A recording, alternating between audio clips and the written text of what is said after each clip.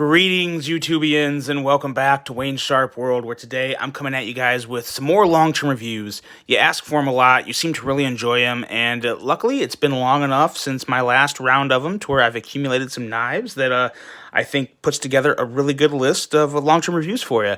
Now, this list isn't going to be any specific prices. I'll try and mention the prices of these knives to the best of my recollection. But this is going to range. These aren't all under 100 or over 100. It's kind of a good mishmash of everything in between. Now, before I get into this list, I have a very special announcement to make that I'm very excited to announce. This Friday, February 19th, 2021, I'm going to be debuting my first ever exclusive review of a soon-to-be-released Riot build. Now, this is not a Riot branded knife. It was built by Riot for a very talented knife maker who is going the production route to get these knives out into the hands of everybody. I've reached out to him. He sent them to me. I had them in my pocket for a while, ran them through the review process, and I'm very happy to bring this to you. I'm going to be the only reviewer bringing this knife to you. No other reviewer has seen it, so it's exclusive to this channel. I'm very, very proud of that. Happy to do that. It's one of my bigger goals this year is to bring you guys exclusive content that gives you a reason to pay a little more attention to my channel. So very happy to bring that to you. I can't wait. I think you're all going to enjoy it. That's coming at you this Friday. Now let's get back into these long-term reviews because we got some good ones to go over here today. Today we have, we're going to start off with the Tucson TS128. Now, when I originally reviewed this guy, I didn't have a whole lot of bad things to say about it. One thing that I did notice was a little more of a nuisance after some long-term carry was the pocket clip on this guy. It looks nice, it looks great, but it can be a little troublesome to get in and out of the pocket sometimes. Of course, that depends on how thick your pocket hem is. I really think mine was fairly average. They were, for the most part, Express and Banana Republic jeans, if that gives you an idea. So some of you guys know that, but I mean, I don't think they're too far off from your regular Wranglers or Levi's or whatever, but I did have some struggle putting this in and out of the pocket sometimes. I'm not the type of guy, though, that's going to really throw a huge fit about that. Is it kind of a pain in the butt sometimes? Yeah, but I still really like this knife enough to where it's not going to slow me down from carrying it. Now, one thing that did slow me down a little more from carrying it more than I thought I would was I first kind of looked at this knife as a fifth pocket knife. I thought it was small enough to be that. Now, if you just put it in your fifth pocket, I think it fits a little better.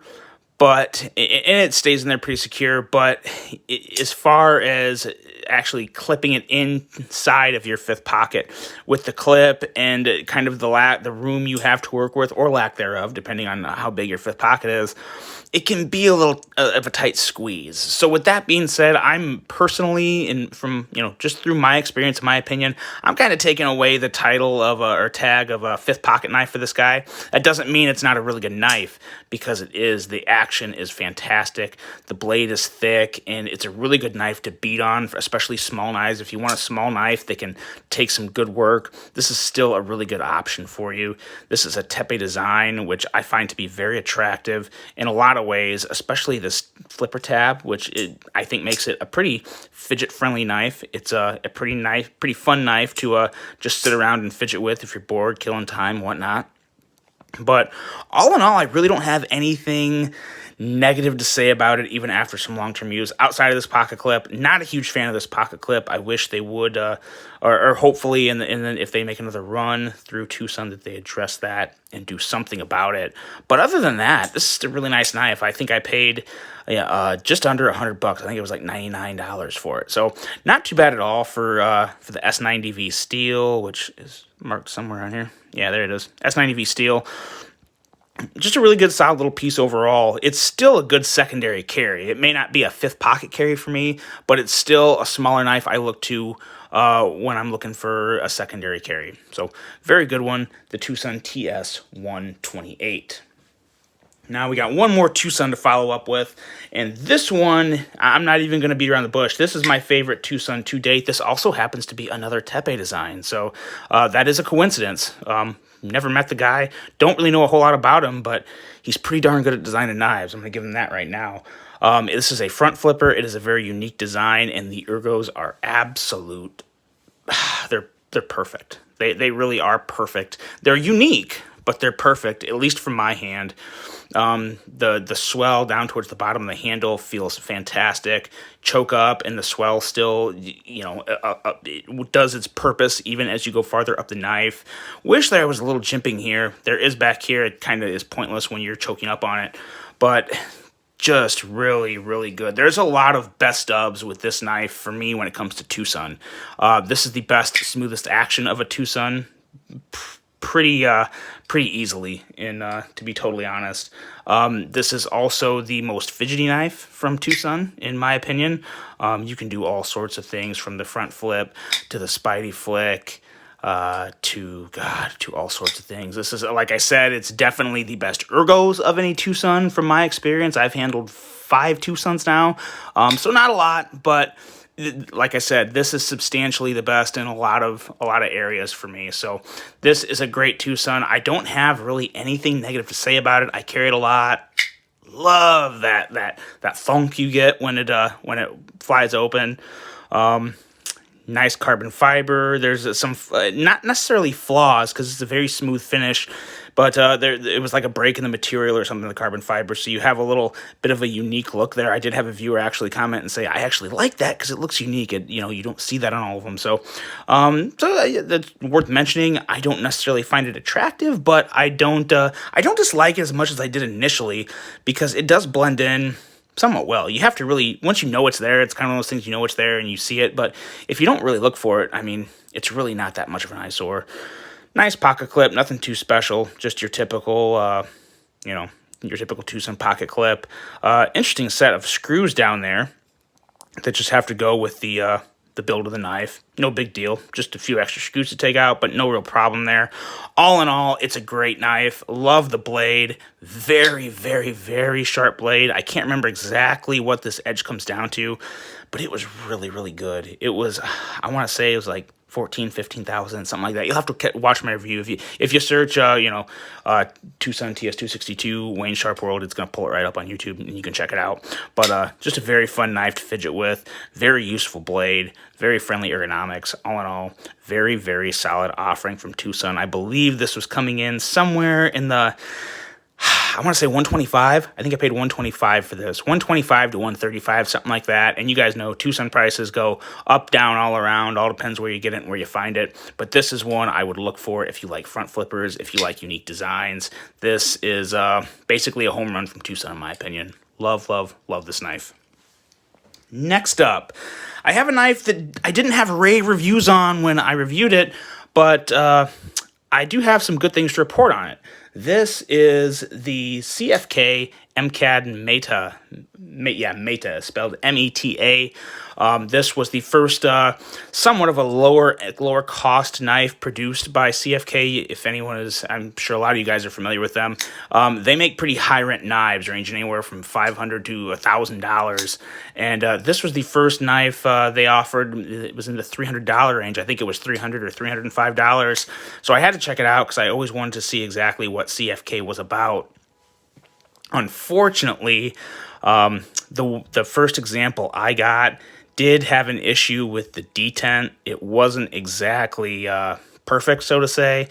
It made it very difficult for me to deploy the blade. It was just real hard. I would push my hand on here, and it would just it started to hurt my finger, and it was really unpleasant. So I reached out to Mike at CFK via Instagram. I explained to him the situation, and I gotta say, CFK was absolutely on point when it came to customer service. They gave me an address to send the knife to. I sent the knife there, and actually, I delayed the process on my end because I was traveling. I had all sorts of things going on. They were really cool with me the whole process, the whole way through. They sent me a replacement knife, and it's much, much better. The detent is really, really good, and I enjoy this infinitely more than I did the other one. And I am getting so annoyed by the car alarm that is going on outside my house. Can you hear it? Yeah, driving me crazy. So I'm a pretty good loud talker. I'm good at talking over things and over people. So I'm gonna talk a little louder and just try and talk through this, and hopefully it doesn't bother this video. I'll rewatch it at the end. If it's too bad, then I'll just delete it and remake it. But I'm going to try and muscle through this. But yeah, CFK, absolutely amazing customer service. They returned an excellent knife in replacement of it. And all in all, just very, very happy with that experience. I will be returning to Custom Knife Factory for a future purchase at some point. I don't know when that is or what it'll be, but they definitely got a good score for me in that book, and so does this knife. I would recommend it to just about anyone if you're fine with the $300 price tag. This is a very, very attractive knife. Super slicey blade. Got my thumb a couple times pretty good. If you follow me on Instagram, you know what I'm talking about. So with that being said, the CFK Meta, I just about got myself again there. This knife is a very slick slicer. So if you get this knife, be careful. It's extremely razor sharp, and just a very good one at that. The Custom Knife Factory MKAD Meta. Finally, the alarm has stopped. Thank God. Now let's get on with it. We've got another one. We have the Wingman EDC Tom Mayo TMNT Mach 3. And this is one of my favorite purchases of 2020. This is an excellent front flipper. The more I carried it, I have no reason to say anything negative about it or anything that I didn't notice in the review. I just really like this one. Now, this is a harder one to find. You're going to have to really look in the secondary market for it because I believe it's sold out everywhere. But I wanted to throw this back on the review to really just give my thoughts on this because there's not a whole lot of sub 3-inch blades that I really, really, truly love. And I'm talking like on my all-time personal favorite list. This is one of them.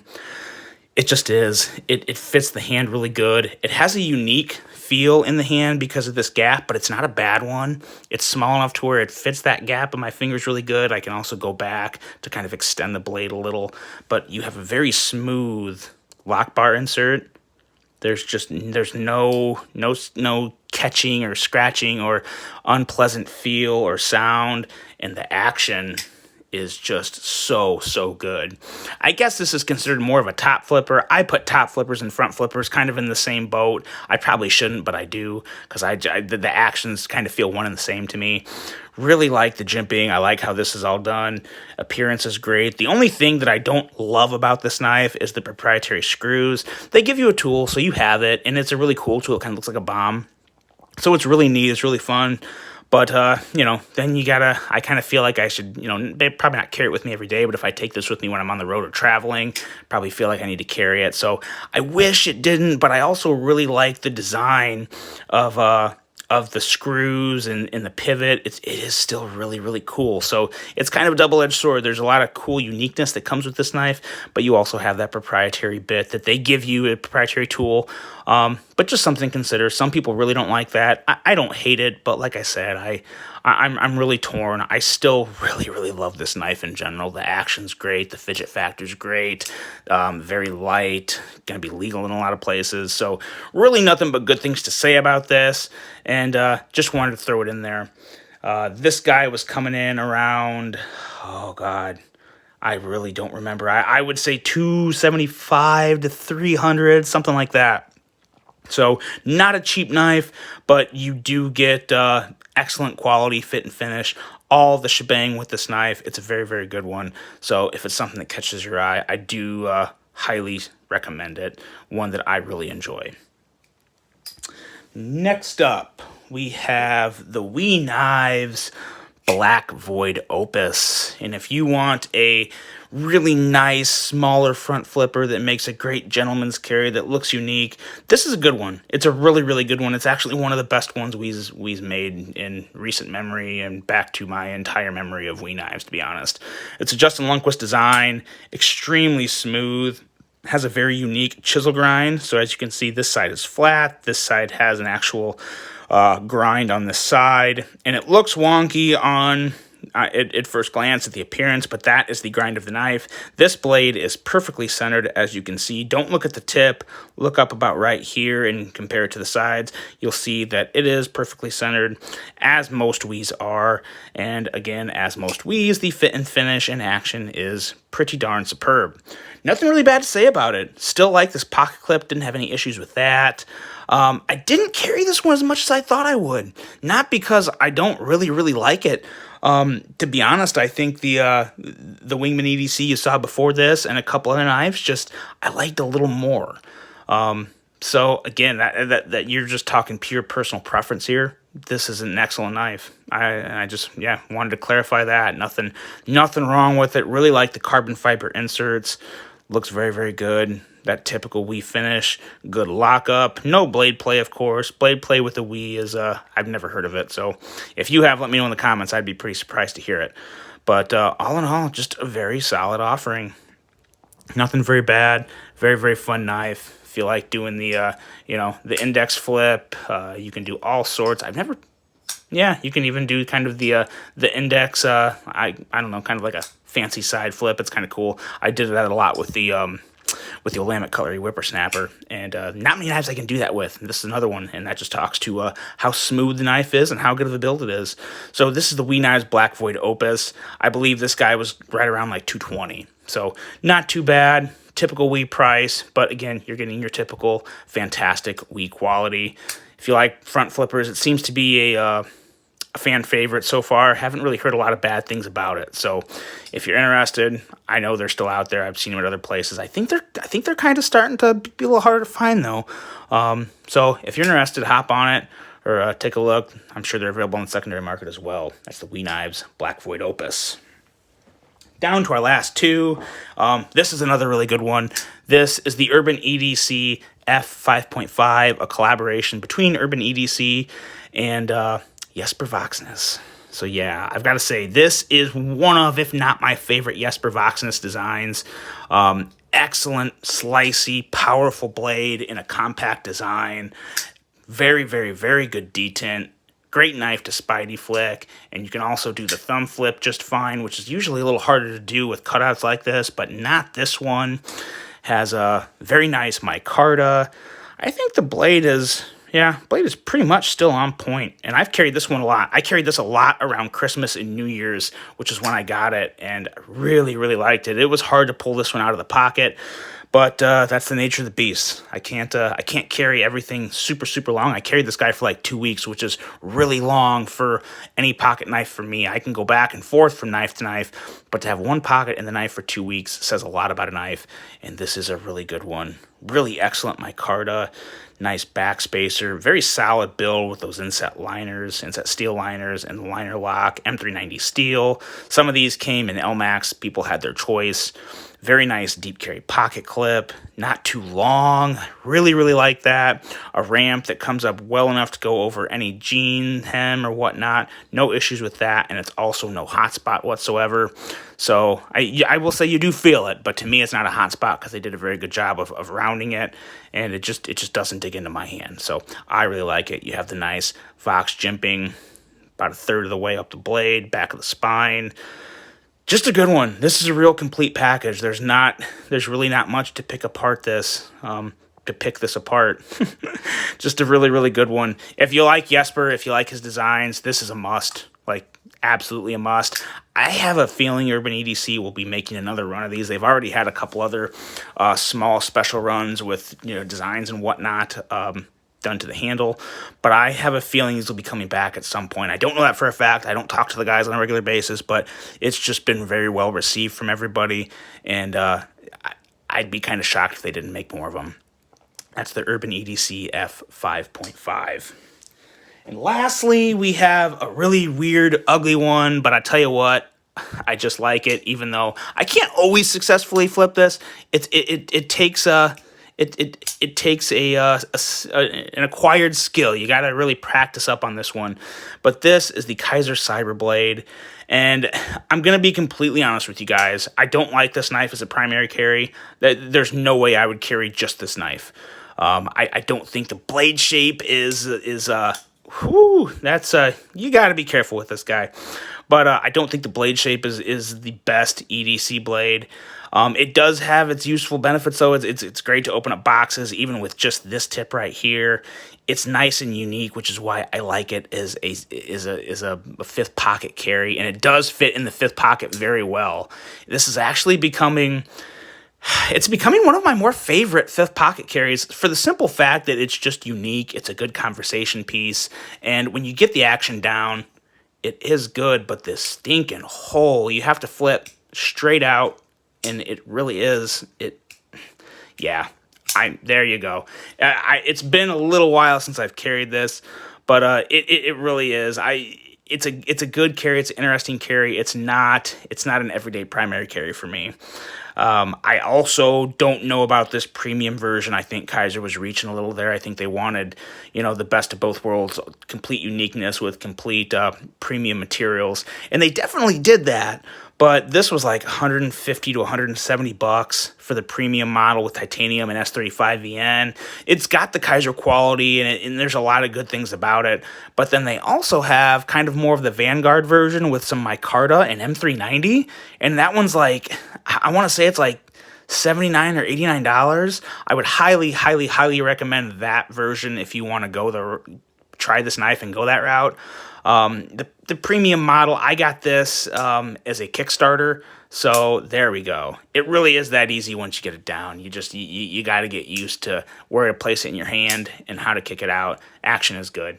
But yeah, I got this as a Kickstarter, so I only paid, I want to say like $65 or $70 for this. So I got a great price on this. So I'm not upset about the price I paid for it, but if you wanted to get the premium version, it's going to be more than that. So I would definitely look at the Vanguard route if you like micarta and you like M390, which I think darn near everybody does. So that's a really good option.